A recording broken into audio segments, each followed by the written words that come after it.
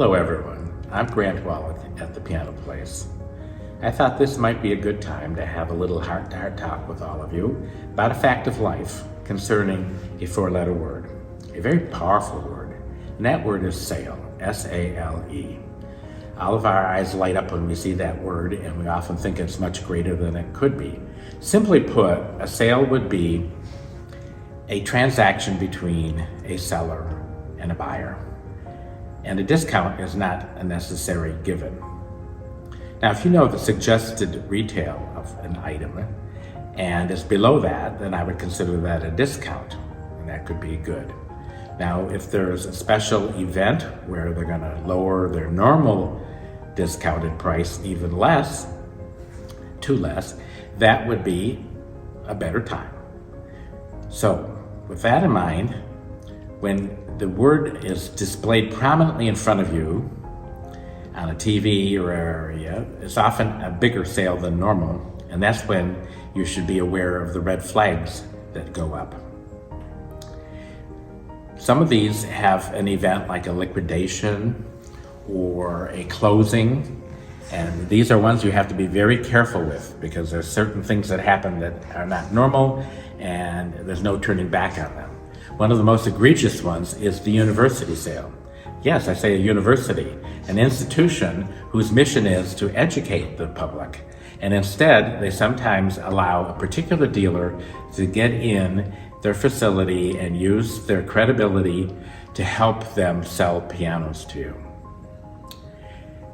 They are sometimes quite deceptive.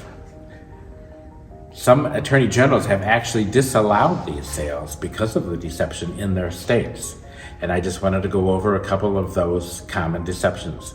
One, the first one, is that we assume because they're at the university that these pianos, if they're good enough for the students at that university, in a music department particularly, that they're good enough for the rest of us. I venture to say that the faculty of these music schools, if they had to actually purchase these pianos, that a lot of these that are sold at the university sales would not be their first choice, second choice, or any choice. So that's one thing to think about.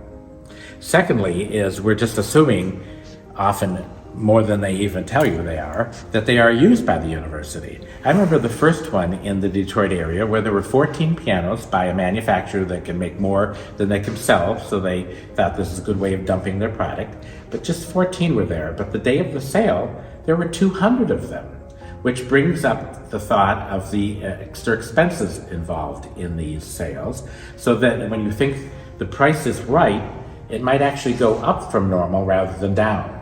Or if it goes down, it goes back up because of these special expenses.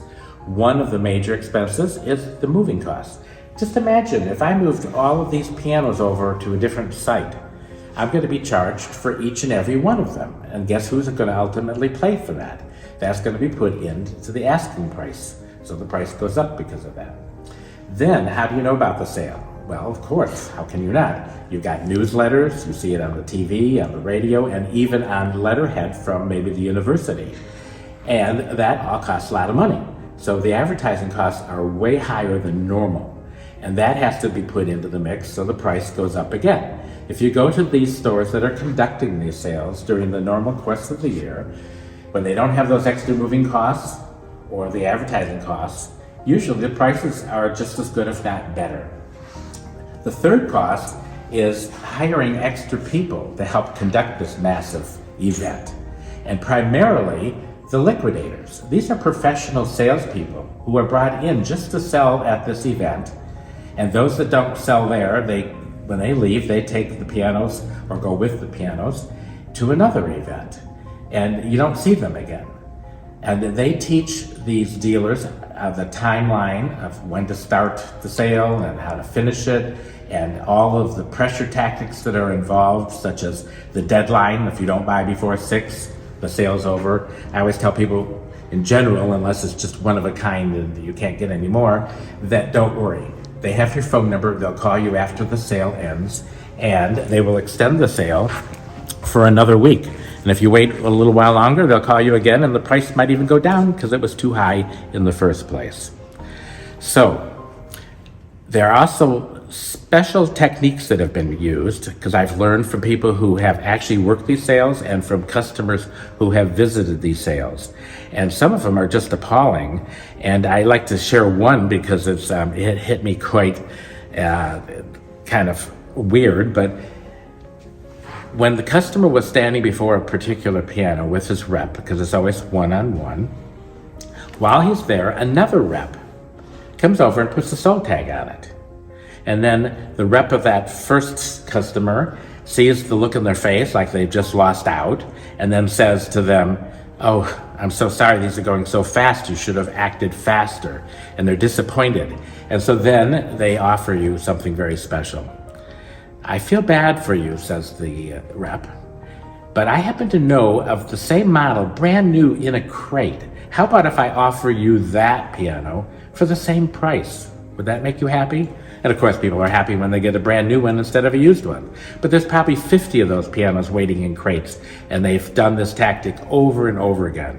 Another one told me how when they first entered the facility, there was a row of pianos with sold tags on them, and most of them were not sold. So don't fall for these feeding frenzy techniques and these pressure techniques without thinking about them first. There might be a good piano, but you have to be the one who can determine that rather than let them tell you which one is.